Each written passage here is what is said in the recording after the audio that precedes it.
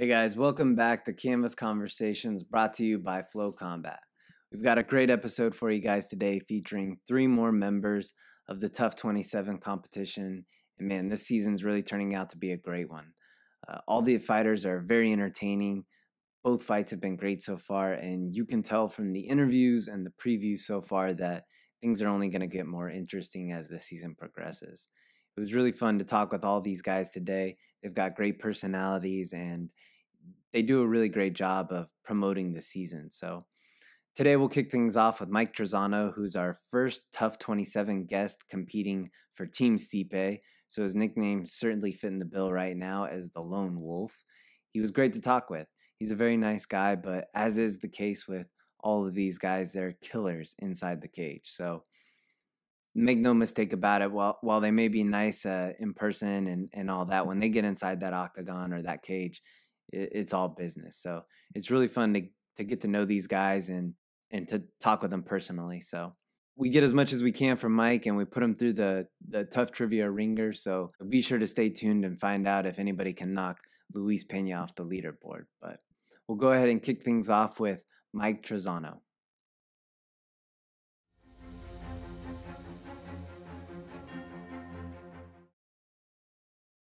All right, guys, welcome back. My first guest of the show today will be TUF 27 competitor in the lightweight division.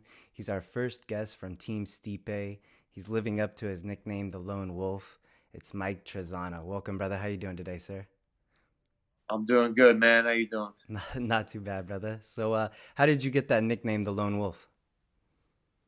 Man, I'm a lone wolf when I'm in the cage. You know, I got a big following, so I'm not a lone wolf when I'm outside the cage, but when I'm in there, it's just me and my opponent. So a lone wolf has got to adapt to any situation in order to survive, and that's what I do when I'm in there. Of course. Did you come up with that nickname yourself, or did somebody give it to you? No, I did. I like it. I like it. Well, being on TUF is obviously a great opportunity for any fighter. So tell me about the opportunity and how it was presented to you to get on the Ultimate Fighter. Man, I just finished a fight with Bellator and in November, and I was relaxing a little bit. You know, I was still training and stuff, and then all of a sudden the flyer came out like they were looking for they had the open tryouts for the Ultimate Fighter, and I was like, oh, maybe I'll do that. And they were looking for undefeated guys, and I was kind of hesitant at first. I was like, I don't know if I'm gonna do it, blah blah blah. But then I was just like, you know what? I don't want to have any regret. I want to just do it. If I don't make it, I don't make it. And I went for the tryouts. I ended up passing all the parts in the tryouts, and they had me stay longer. And then finally, a couple weeks later, I got the call that I was going to be on, and it was surreal. So you fought at lightweight before, but you're usually fighting at featherweight. So how did you decide, or did they decide for you on which weight class you were going to compete in? No, I decided. I had a few teammates that had done the Ultimate Fighter in the past, and you have to do multiple fights in the house in a short amount of time. So to cut to 45 multiple times would have taken a toll on my body. So I wanted to be comfortable when I was in there because I was definitely going to be out of my comfort zone. So I did 155, and that's an easy weight cut. I don't even have to think about it. And yeah, that's where I felt comfortable, so I did it. Yeah. That seems like it's a good plan and a good approach. Do you prefer fighting at 155 or 145? They're both good. I mean, I haven't. It's not like I have a hard time making 145. I just got to approach it differently, give myself more time, but I do it the right way. I don't kill myself when I cut weight, so I feel comfortable with both weight classes. It's just I approach 145 a little different than I do 155. Right. You talked about being a little bit out of your comfort zone, or at least in a different environment. What was it like to be away from your normal support system with guys that you're training with, that you're probably your friends and whatnot, to training and living in a house with a bunch of guys that definitely probably aren't your friends? Yeah, it was weird, but I don't have a problem like getting to know people and stuff. I'm an outgoing person, so the only out of my comfort zone kind of thing I was going to be in is that I was going to be in a house with a bunch of guys. I don't know when I'm fighting. Usually we know when we're fighting. We have the date, so like we could plan ahead. But this, it's like you had to be ready at all times. You didn't know if your name was going to get called, and it was just kind of almost stressful in a sense, but it really wasn't. I mean, I was ready to fight as soon as I got there. I had prepared, done a really good training camp before I even left, so I was ready to go. Has it been hard for you not to talk about everything that transpired while you were there? Absolutely. I mean, it's killing me, but hey, it makes everybody watching the show that much more exciting. Don't want to spoil it. Yeah, for sure. Are you curious to see how they kind of do your fighter profile whenever your fight's getting ready? Yeah, I mean, I've been watching the show, kind of seeing new stuff like you guys are. I mean, I was there, so parts of it I lived, but there was other parts like the Team DC training sessions and stuff like that that I wasn't there for. So it's kind of cool for me to see how they're putting everything together, and then what everyone else was doing while we were doing something else, and it's cool. Yeah, yeah, that is a cool aspect. I didn't even think about that. So now that we're 2 episodes in, what do you think about the show so far? Oh, the show's awesome. I'm excited moving forward, especially for you guys. I mean, every episode just gets better and better. You know, I haven't personally seen the episodes, but I know for a fact just the way everything went, just you guys are gonna be like, wow, best season to date. Awesome. How did you pick the first two fights going before you saw them? Uh, I mean, I thought my team was gonna win, to be honest with you. Okay. But look, I mean, when you get in there, anything can happen. So I mean, they were both well matched. It's just the way the cookie crumbled. That's it. So you just gotta take it one step at a time and move on. What was your favorite thing about working with Team Stipe?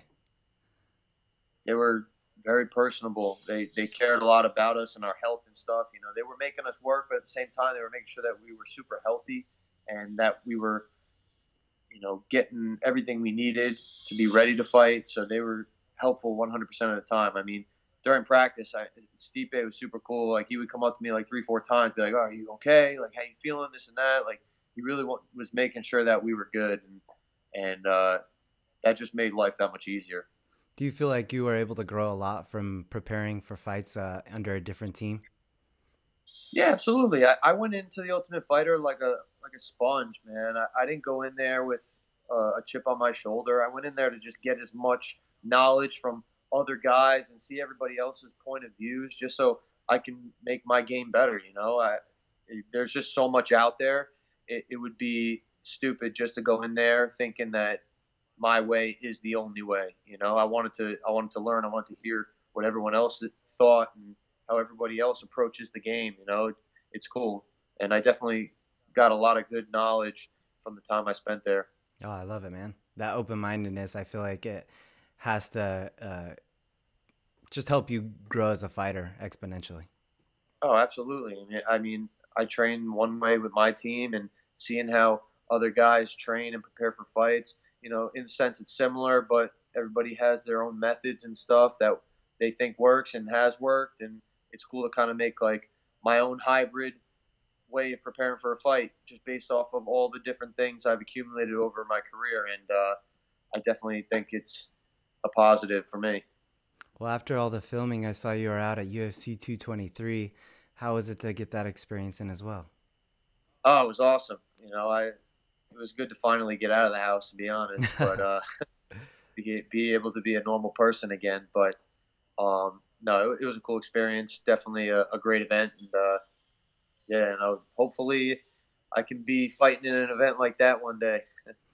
Speaking of that night, I saw you were wearing that black cowboy hat looking all spiffy, man. You don't see a lot of cowboy hats in Brooklyn, New York. Were you feeling a little bit out of place there? Not at all. You know, I am who I am. You know, my whole family's like that. I've always been like that. You know, it's just my kind of style. You know, I don't get. You don't have to be from the Midwest to be wearing cowboy hats and stuff. You know, it's what I like to do, and it's unique, and it is what it is. I mean, people can look at me and be like, "Oh, why is he wearing a cowboy?" Whatever. Their opinions don't matter. It's me. It's my life. You know. Of course. Where are you originally from? Uh, I was born in New York, but I was raised in New Jersey, so I'm like 20 minutes from the city. Okay. So where Yeah, did you North pick Jersey. up that style from? My family, man. Everybody, we're big outdoorsmen. We go hunting all the time, every year, you know. So I'm big into the outdoors, stuff like that. So that's what I do. Awesome, man. So what was it like? You talked about a little bit about being kind of stuck in that house and cooped up a little bit, being an outdoorsman. What was that like? Not being able to get out, not being able to communicate with your family. Was that hard throughout the entire time you were there too? I mean, it was hard not being able to talk to anybody outside, like family, my girlfriend, you know, everybody that really supports me. Like, if I was able to make like a call like for just 15 minutes, Mm-hmm. call my girlfriend, tell her how I'm doing, then call my family, that's it. I would have been good. I could have stayed there longer, but it was, we had a huge backyard. So, I mean, I was outside as much as I could. And, but otherwise, I mean, it was hard, but it is what it is. Got to do what you got to do. Of course, absolutely.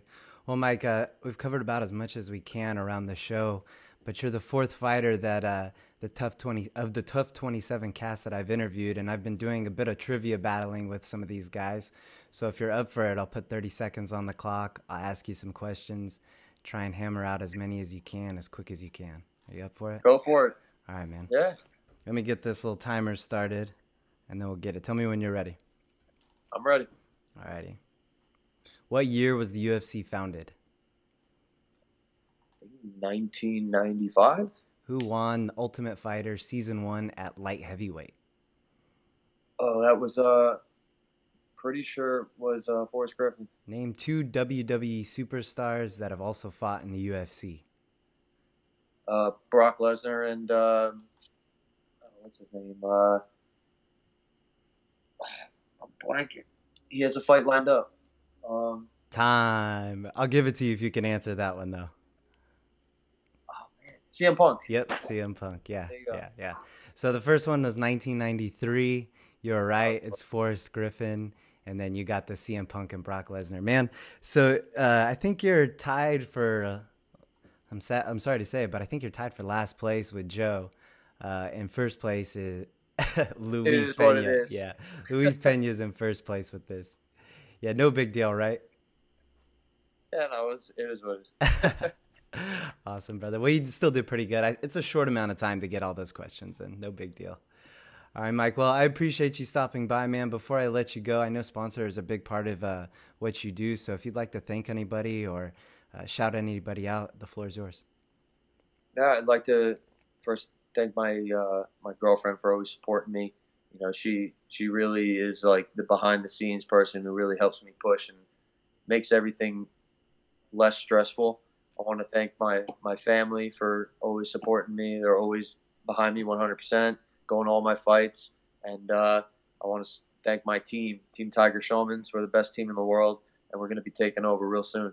Awesome, brother. So before I let you go, I guess one last question. What does your girlfriend think about you making it on the show? Does she love this? Oh, yeah, she loves it. She's 100% behind me. Honestly, I was hesitant about doing the show at first, and she kind of motivated me and pushed me to just go do it. So can't thank her enough. Awesome, brother. Well, Mike, again, I appreciate your time so much, man. We can't wait to see how it all plays out for you, sir.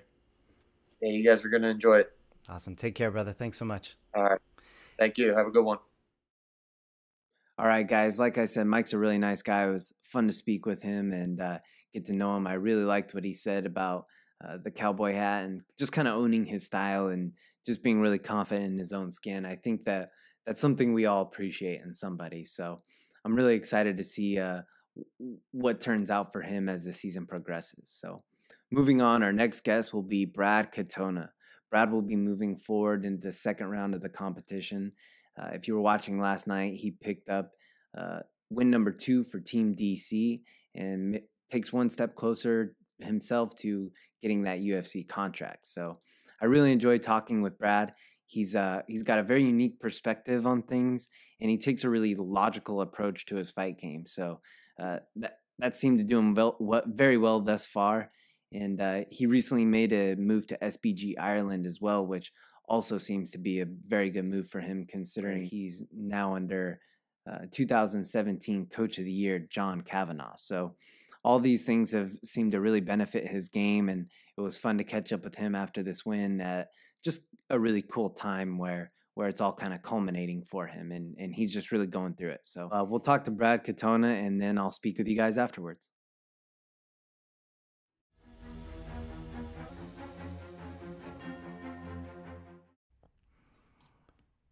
All right, guys, our next guest of the day is another TUF contestant, but from Team DC. He's in the featherweight division. If you guys tuned in last night, you saw him score a unanimous decision victory in the second episode of the season.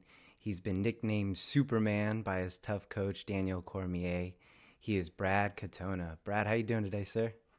I'm doing great. Thanks for having me. Absolutely, man. So, would you consider your new nickname Superman now? There's a whole lot worse nicknames they could have given me. So Superman sounds pretty good. Just even people shoot me messages on social media being like, "Hey, there's Superman." I'm like, "Oh shit!" Like, it's pretty cool. Yeah, it's just if it catches on, it catches on, and I kind of like it. Yeah, I like it too, man. I think it suits you well, especially with the glasses, the background that you have. I think it suits you really well. Cool, man. Yeah, it's pretty cool. Only if I was a journalist or something, it would be a little bit better. But it seems to fit me pretty well. So it's cool. Like I said, there's a whole lot worse names they could have given me. Of course. So you're on Tough Talk last night. You're talking to me now, and it was really tough to get this scheduled with some of the other obligations and things you got going on. So, is it kind of tough to get this reaction or this big reaction? I guess is this different, or do you enjoy this? I'm definitely enjoying it. It's quite the ride, and it's all very very exciting. There's just being. Like yesterday, being able to talk to Michael Bisping, like when else in my life would I actually be able to have a conversation with him? So it's all happening very fast, and it's very exciting, and I'm just thankful for all the opportunities that I've been given. I'm not used to handling this many interviews, but I'll get better as time goes. Awesome. So you talk about kind of being tickled by talking to Bisping last night, but didn't it, being around DC and all those guys, kind of prepare you for something like that? It does. Being around those guys, it does kind of prepare you, but in the moment, it all just felt kind of normal. It's hard to describe it, but it's all of a sudden, I think it was like the second day where I was like, it doesn't really feel weird being coached by DC and Cain Velasquez, two absolute killers. It just felt normal for whatever reason. Maybe it's just being in the zone, but now I can kind of enjoy because everything's done at this point. We'll see how the episodes play out, but when you're in that grinder of the tournament, everything to me just felt same old. Like, it was exciting, but you go to practice and you're there to train, so you're not really thinking about who's running it. Right. On the show, you spoke about making the move to SBG Ireland for Coach Kavanagh. How much do you feel that move benefited you throughout the TUF experience? I think it definitely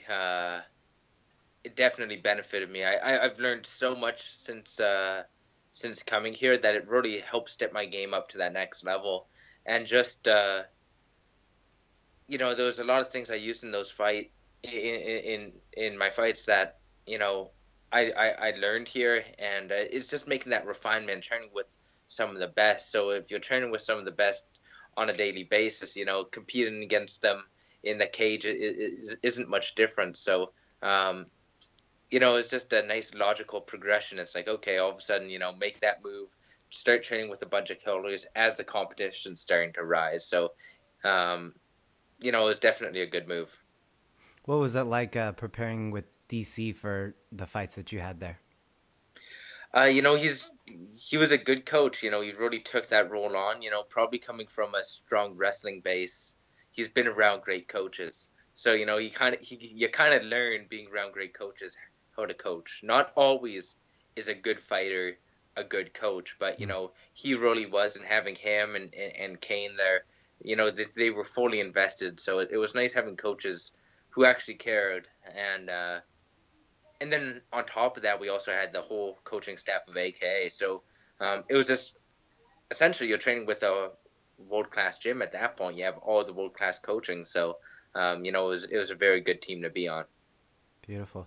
Your girlfriend, Katie Saul, who's also a fighter, made a cameo appearance on the show last night. What do what do you think? Does being in a relationship with another fighter that has the same passion as yourself, does that make your pursuit for the UFC that much easier?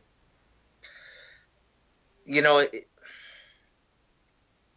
really having somebody behind you makes the pursuit to the UFC easier. You know, I know she's fully behind me and I'm fully behind her, and we're kind of pushing each other. You know, I think it makes it pretty cool to one day think that, okay, we could be at a UFC press conference together because we both fought on a card, you know, one day.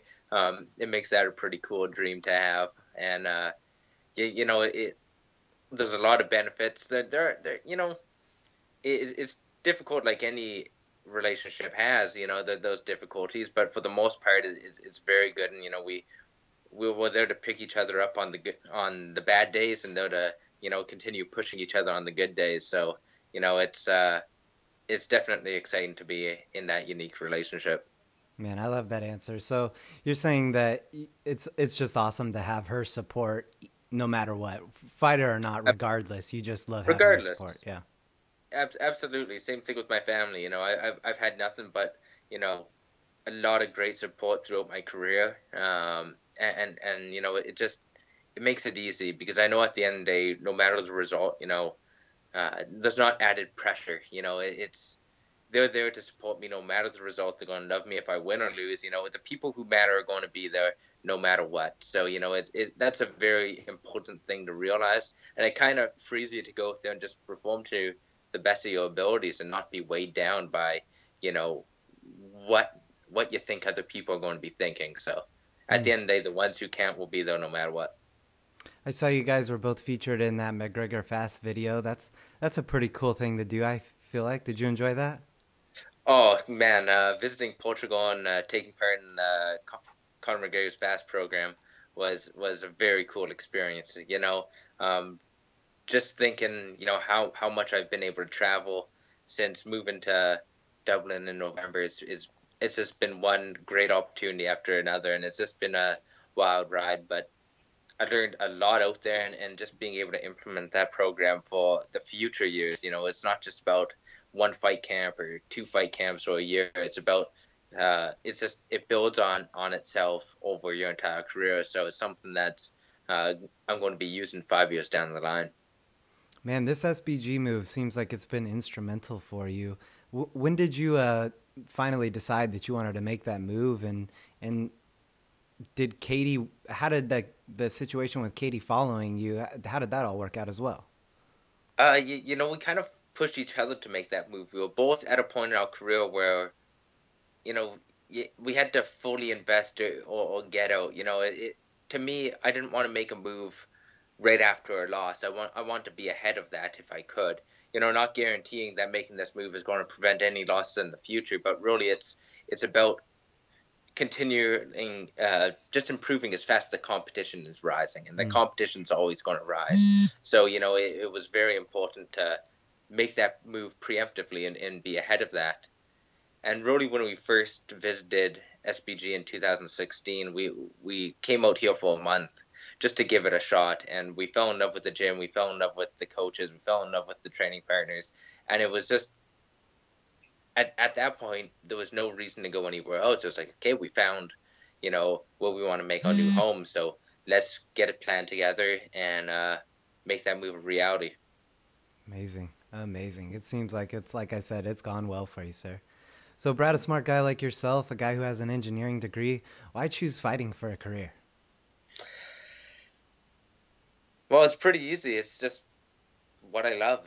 You know, you know, I'm fortunate right now that it can potentially be my career. You know, you know, not many people are able to pursue their number one passion as a job. You know, Mm. and really with the opportunity of being on the Ultimate Fighter, hopefully that's going to um, just work out. And you know, it's just I was involved with martial arts since I was very young, 5 years old, starting karate, and it's just kind of snowballed over the years, and now it's reaching a point where I I'm in a very unique position where, you know, my passion and is just aligning with reality, and it's just it's been amazing. It's been amazing to be able to continue pursue my dream, really. On the show, you talked about your appreciation for movement and how that kind of opened up your mind to use your intelligence. And obviously, being an engineer, you're a very smart guy. So, do you feel like your intelligence is giving you an advantage in this sport? You know, I think I look at problems very analytically, and that's what gives me an advantage. I'm not an overly emotional person, and in a fight, there's some fighters who can use their emotions to their advantage, but then there's other times where it starts clouding their judgment, and they get hung up on trying to brute force the way out of anything. Either they're losing the stand up and they're failing to make the move to the ground, or whatever the case is. But I think I'm able to be in the moment under all the stress, being able to still think analytically, and being able to pick apart my opponents is definitely a huge strength. And um, outside the fights as well, just being able to make my training more efficient, trying to squeeze the most out of it. We have almost everybody has the same amount of time and energy they can put into training, but if you can squeeze that little bit more, you can kind of stay ahead of the curve. So, it helps twofold. One, in the fight itself, and then outside of it as well, just making sure everything's as efficient as possible. Mm. You also mentioned on the show that ahead of the matchup with Kyler that you thought he was the more well-rounded fighter. So I'm curious, what's your mindset going into a fight where you believe the guy you're fighting is, more well-rounded? How do you convince yourself you're the better fighter? Well, I wasn't going into that fight thinking he was more well-rounded than I was. I was going in there thinking that he was a well-rounded fighter. He has skills everywhere, and he's dangerous.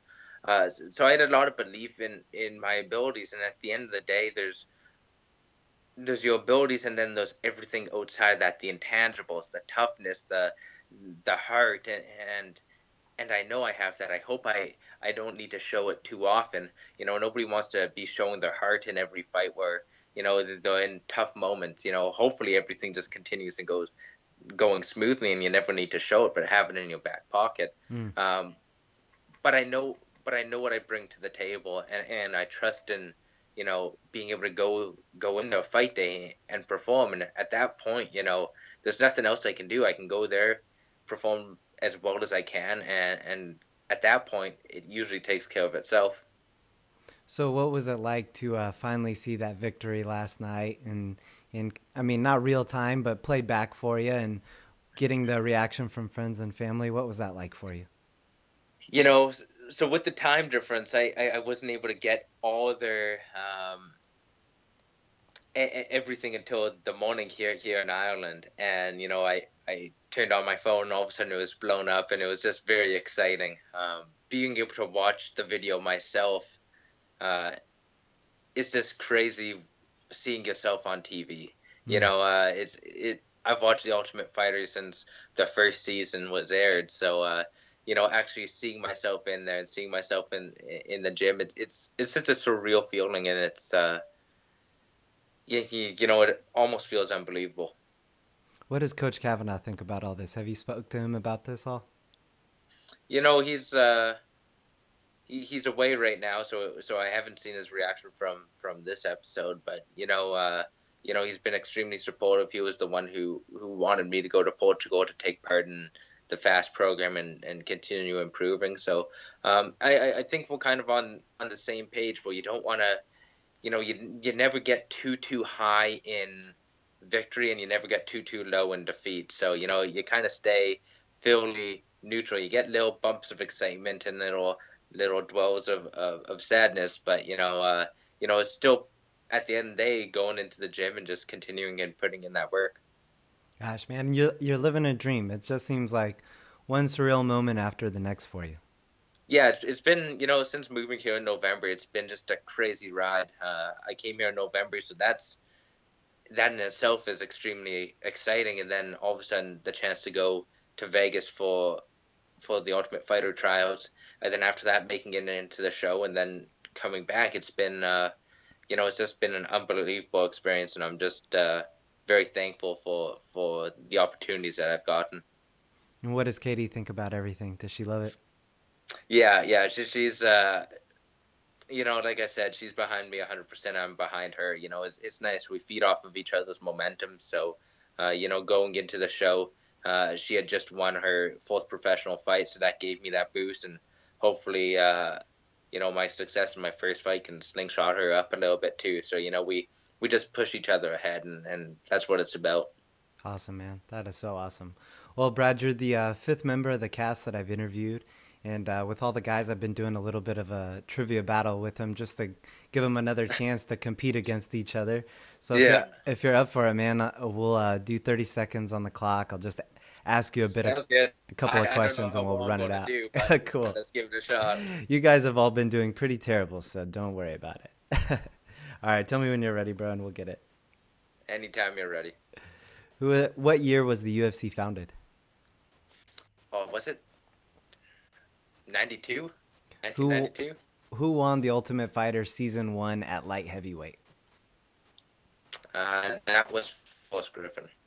What UFC Hall of Famer is known as the Iceman? Chuck Liddell. Max Holloway made his UFC debut against which current lightweight contender? Who did he make his debut?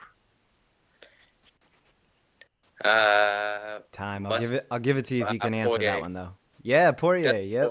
Yeah.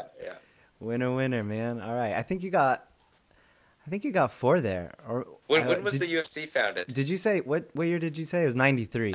I said 92. Oh man. It was 93. Yeah, it was 93. Yeah. Pretty close. That was really close. Yeah. I think you're tied for second to last, but Luis Pena's in the lead. He's killing you guys. No, that's fine. That's fine. Just a bit of fun for you guys, man. Hey, Brad, I appreciate your time, man. It's been great to speak with you. I know you got a few more interviews throughout the day, so I'll let you get to it, man. Like I said, congratulations on the win. Absolutely, yeah. Thank you. I appreciate it. Thanks for having me. Absolutely. Take care, my man. Thank you, sir. Yeah. Cheers. Take care. Awesome. So there's Brad Katona, who will be moving on to the second round, and it was great to speak with him. Like I said, he's got a very unique perspective on things, a very unique outlook on things, and I think that perspective has done him well, especially the move to SBG Ireland under John Kavanagh. Seems like John Kavanagh is continuing to produce high-quality mixed martial artists down there in Dublin, and man, with every interview, I just get more and more excited to see where the season goes and how it all turns out. So moving on, our final guest of the day is Tyler Diamond. Tyler is another member of Team DC. He was picked as the number 1 seed in the featherweight division, which we haven't seen him in action yet, but keep your eyes peeled for when they do call the sky up, because he's the number 1 seed for a reason. He's a great fighter. He's got a great personality to boot. It was our first time talking today, but we enjoyed a couple laughs and stuff, and it was great to get his perspective on things, even though we can't talk about as much as he probably would like, and he's got to keep it in. It just builds the suspense for us. So we also put him through the trivia challenge, so be sure to stay tuned to see if he can pull off knocking Luis Pena off the leaderboard. And we'll talk with you guys afterwards.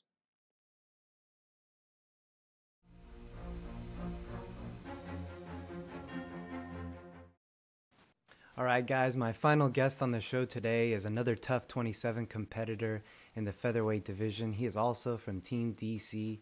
He trains at a Team Alpha Male. He is Tyler Diamond. Tyler, what's going on, man? How you doing today, bro? Doing great. How you doing, brother? Not too bad, my man. So 2 episodes in, how do you like it? I feel like they've done a great job with it so far, like as far as editing and this and that, and just plus with everyone being undefeated and there's so many good characters, like all the guys have great personalities. So I've really enjoyed the show so far. Looking at social media, the only negative things I see are from people who haven't given it a chance, but the people who have actually watched it, I feel have really enjoyed it so far. So I'm happy with it. What did you think about those first 2 fights? Were you is it what you expected? Yes and no. I didn't expect Gunther to get choked out in 17 seconds. I mean, that was kind of a shocker. But with the Kyler and Brad fight, I kind of knew when that fight got selected that it wasn't the best idea. Problem being, though, is had Kyler picked anyone else to fight, it wouldn't have been that great for him either. We just had such a solid team at 45, I feel. So I knew it was going to be a tough, close fight, but I had a feeling that Brad had the edge a little bit. We saw in episode 1 that you had a moment where you felt like you were called out a bit. Was it hard to train or live in a house around a bunch of guys that are kind of looking to beat you up and get your neck, and as opposed to being at home around guys that you know and love? Yeah. I mean, it wasn't hard. It was certainly different. I think it might have been hard for some, but for someone like me who's been in weird, harsh situations at times, I guess, yeah, it was nothing. I just feel like you got to be strong-minded in that situation. And I mean, yeah, it's definitely different in terms of, on fight day, you're sitting there cooking breakfast next to the guy you're fighting, and you ask him how he slept that night and this and that. And then later on the day, you're going to fight that guy. So certainly different, but I wouldn't say it was difficult. That is so interesting. I didn't even think about that dynamic. So Yeah. if you're eating alongside breakfast with them, is that awkward that morning of? I mean, it probably can be for some if you think too much into it, but how I just thought of it was, hey, me and this guy can be cool for now, and then when we're in that octagon, things are going to change, and then once we get out of there, we're going to be returned back to normalcy again. So, yeah, it wasn't too bad. So being from Team Alpha Male, where there's obviously a plethora of guys, killers, that you train with on a daily basis, do you feel like that prepared you well for the experience of TUF? Oh, absolutely. I mean, if you can get through the daily grind at my gym, you can get through it anywhere. I mean, it's tough, man. It's hard to differentiate when you're in fight camp, when you're not in fight camp, because the practices are just so intense. So yeah, in terms of the training in the house, like DC did train us pretty hard, but it was nothing I'm not used to. As far as, living in the house with people that I'm fighting, like if I can get through the daily 12-week fight camp grind at Team Alpha Male, I can get through that. So, yeah, I mean, the whole situation was interesting, but definitely training on my team has prepared me well for any situation I feel I may come across. So speaking of DC, those images that Stipe put up in the locker room that we saw on last night's episode, I can kind of get a pretty good guess of what they were blurring out there, but if you could tell us, what were they doing there? What was that about? I mean, yeah, I mean, I kind of started it, but it was nothing. I just put like a little talk bubble on one of Stipe's pictures that said "Ma, the meatloaf" from Step Brothers. Yeah. And they got us back good. That was good. It was entertaining. I liked it. Yeah, they definitely dropped their pants for that picture and then pixelated it out. But yeah, it was good. It was entertaining. Did you guys do some joking around like that with the teams back and forth? You know what? Without spoiling anything, I don't think it really carried on much further than that. Mm-hmm. I feel like they were more concerned with like having fun. Like they obviously trained hard, but they were more about like having fun, being together, go out to dinner and this and that. And I feel like DC and my team, we were more just about like focused on training hard and winning the fights. So there were some early pranks early on or whatever, but they didn't go much further than that. What did you enjoy most about the experience while you were there? I would say the one thing I enjoyed most was getting to know DC and his crew, how awesome they were and how much they genuinely cared about us. That was a good feeling, like coming in, I didn't know who the coaches were going to be, and I honestly didn't think they'd really give a crap about us. I thought, they were just coming there to get paid and maybe show us a couple things here and there, but overall they were coming to Vegas to party or do whatever. Like DC and his crew came and they poured their heart and soul into it, and they really cared about us. So I'd say that's what I enjoyed the most, was developing that relationship with them. Wow. So when you found out who the coaches were, did you want Stipe or DC? Did you have a preference? I like both of them, and I've honestly never rooted against either one, ever. But I had a slight preference toward DC at first because he's based out of San Jose. I'm in Sacramento. He's a wrestler.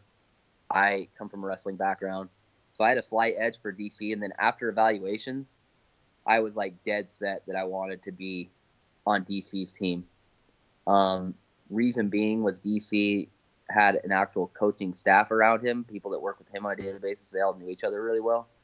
Stipe brought in a bunch of random fighters from different areas, so I felt like they maybe weren't going to be as sharp and together with everything. And I could kind of tell in their evaluation, too. It just didn't seem as structured as something that DC ran. And this doesn't really matter, but this pissed me off. John Vellante farted in the hallway, and that shit pissed me off. And I'm like, man, if I got to deal with this for the next 6 weeks, I'm not going to be happy. This guy farting in my face like that. So I was definitely happy to be on DC's team because John Vellante was one of my little arch rivals during that show a little bit. Was there any other stuff, any other situations like that you can share with us that were kind of candid, that were just like, what the hell? Oh, for sure. Like, me and John had an interesting relationship. Like, we were messing around with each other, but at times I got a little serious, you know? Like, he just, because I was the number one pick, I kind of had a target on my back. He just always messed with me about, you know, Tyler, who do you want to fight, this and that. You know, called me a lay and prayer, just said all I do is lay and pray, and I don't know how to throw hands. So I was just like, yeah, you're right, John. I really don't. I don't even know why I got picked number one. I fooled everyone, you know, and just, I mean, there's a lot of banter back and forth. Hopefully they show some of it because I think some of it's really entertaining. But yeah, me and John Vellante, man, I got an album full of videos to roast him if things do pop up on the show because it's fun messing with him. Oh man, that's great. I can't wait to see it. So is it hard for you not to talk with friends and family about your experiences on the show? No, not necessarily actually, because you know, I feel like if I told them exactly what went down, they wouldn't watch it. They'd be like, oh, well, I already know that this happened or whatever, so I don't need to watch it. But and it just ruins the element of surprise. You know, it's kind of cool me watching an episode and knowing exactly what's going to happen, and everyone else around me not knowing. So yeah, it's not too hard. The people who have been like getting at me and wanting to know exactly what's happened, that's kind of faded because I've stood my ground and been like, no, I can't tell you. You just got to watch the show. So that's good. So is it weird seeing yourself on TV, or do you enjoy it? Kind of mixed. I enjoy it. I do like watch myself on TV. It's pretty cool. I hate hearing myself talk though. Yeah, me too. I hate it. I think that everyone hates it, but I just feel like I particularly have a weird sounding voice. I mean, I don't know. I kind of cringe looking at myself and hearing myself talk, but same way, same exact way, brother. Yeah, I think everyone has that naturally, but the more I see myself talk and this and that, I'll get over it. Well, since we can't talk too much about what went down while you were there, let's talk a little bit about like your personal life. I see on your Instagram you got I think it's called the brand fan. It's like a story that you have. Fans. Yeah, tell me a little bit about that. That's your brother, right? Yes. So that is my autistic brother who is a year and 12 days younger than me. And dude, he has a personality, man. He is hilarious. He's one of the funniest kids I know. He don't even try and be funny half the time. It's just the shit he says. And yeah, dude, I just love messing with him. He's so easy to scare and mess with, and it's just the way he reacts is so funny. Everyone on my team, Favor, Clay Guida, Chad, Cody, and just everyone else who you know you may not know, but just a lot of good guys on my team that I'm friends with, absolutely love those videos. I mean, they're just pure comic gold, you know. They are. They're hilarious. Anyone gets the chance, go ahead and go through and watch that. And it might be even funnier if you knew my brother, I guess, but I think they're funny. I think they're funny whether you know them or not. Yeah, I don't know your brother at all, and this is our first time speaking, and they're hilarious videos. You could easily put together a compilation of all those scares. They're hilarious. Yeah, you know, I am starting a YouTube channel soon, and I think I will put all those together at some point. Yeah, you got it. I like when he was running from you in the truck, too. That was hilarious. Just real quick story about that. Yeah, like I was getting ready to leave the property, and he was weed eating, and I noticed when he was getting ready to walked across the driveway and I was going toward him, he like kind of scurried, like kind of acted almost as if I might hit him. So I'm like, that's kind of funny. So I back up and I go, no, go to the other side. And then as he's walking, I get my phone out and he's all leery and I kind of punch it a little bit and he takes off sprinting. And then I got him to go to the other side again. And it was perfect. That is awesome. So what does he think about you going through all this? Does he enjoy watching you on TV and all that? Yeah, he's pumped. My brother's always been a big fight fan. And, yeah, he's super pumped that I'm on The Ultimate Fighter. He might not show it like all the time to everyone, but you can just kind of tell he's proud. So it's awesome to see. That area that you guys live in, that's a really nice area too. Like it seems like really opened up and kind of foresty looking. Where is that? That's my property. We got 11 acres, which to some people is a lot. To me, it's nothing. Mm-hmm. Eventually, I want to own thousands of acres if I can, but, or at least have access to it. But yeah, I love my property, man. It's like the most beautiful place on earth to me in Oroville, California. Like, I love where we're located. I think it's a mecca for outdoor activities, which is totally me. Anything outdoors, I'm in on. So, yeah, I absolutely love it, man. There was a lot of outdoorsmen on this season, I feel like. Was it hard for you guys? Did you kind of band together talking about some of your experiences and stuff in the outdoors to kind of get through that? Yeah, absolutely. It's a great thing to talk about. I mean, we're all a little bit different in that aspect too. I would say that me and Ricky Steele were pretty similar in terms of like what we are interested in hunting and fishing and this and that. And Bryce Mitchell, he is a hunter and kind of a country boy, but he's more of like more of an Okie kind of. He hunts squirrels. Mm-hmm. He's like all about like living off the grid with solar panels and putting solar panels on his car and like weird stuff like that. Like, so very interesting personality dynamics. Like we're all different, but at the end of the day, we all love the outdoors and we love, hunting and fishing, and same thing with Mike Trizano. So we all kind of had that in common and we're able to talk about that because we all miss that a lot. Yes, I've only spoken to about 6 of you guys now, but each one of you guys has an awesome personality, so it's been making this season really entertaining. Yeah, they certainly did a good job. I mean, not only were we all undefeated, obviously, to make qualifications for the show, but yeah, everyone had a great personality. Like, everyone was so much different. It brought a lot of different dynamics to the show, and I feel made for great TV. Absolutely. Well, Tyler, I know you're a natural competitor, man, and like I said, you're the 6th guy I've talked to from the cast, and I've been doing a bit of trivia with all of you guys just to give you guys one more chance to compete against each other. So if you're up for it, yeah, you're in? We'll do 30 seconds. We'll do 30 seconds. I'll put 30 seconds on the clock. I'll ask you as many questions as you can answer in that 30 seconds, and hopefully by the end of this whole season, we'll be able to crown the TUF Trivia champ. I'm not too confident on this, but I'll give it a go. You're like everybody else that has done this. They're like, except for Luis, he felt confident going in. Oh, he's confident in everything. Let me know when you're ready, and I'll fire away. I'm ready. All right. What year was the UFC founded? 1993. Who won The Ultimate Fighter Season 1 at light heavyweight? Ooh.